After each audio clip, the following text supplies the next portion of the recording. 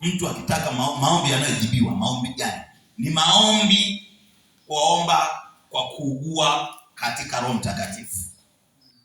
Bwana apewe sifa. Maombi yanayojibiwa na Mungu ni maombi ya kuugua kwa Roho Mtakatifu.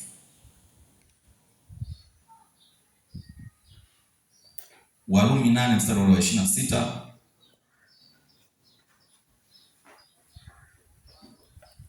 Maombi yanayojibiwa ni ya kuugua kwa Roho Mtakatifu. Paulo nadhani anasema mkiomba katika Roho. Bwana apewe sifa sana. Mkiomba katika Roho. Hiyo Warumi 8 tumeshafika.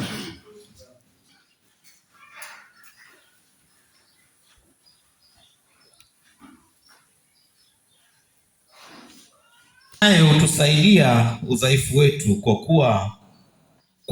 kwa maana hatujui kuomba jinsi tupasavyo, lakini Roho mwenyewe hutuombea kwa kuugua kusikowezwa kutamkwa. Bwana.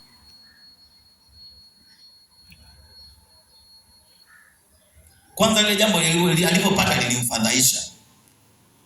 Alipopata taarifa lilimfadhaisha. Kusikia ndugu zake wako katika mashutumu makubwa sana.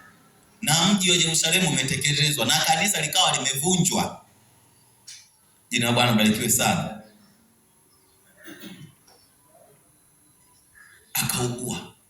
Akafadhaika rohoni kwamba kwa nini huyu mtu imekuwa hivi? Kwa nini ndugu zangu wako katika mashutumu? Na wakati huo na yeye mwenyewe yuko huko tayari utumwani. Maombi ya Nehemia na maombi ya Danieli ile sura ya 9 utakuta yanaoana. Maombi ya Nehemia na Danieli sura ya 9 ile utakuta yanaoana. Wanaomba kwa ajili ya mji wa Yerusalemu. Wanaomba kwa ajili ya Wayahudi.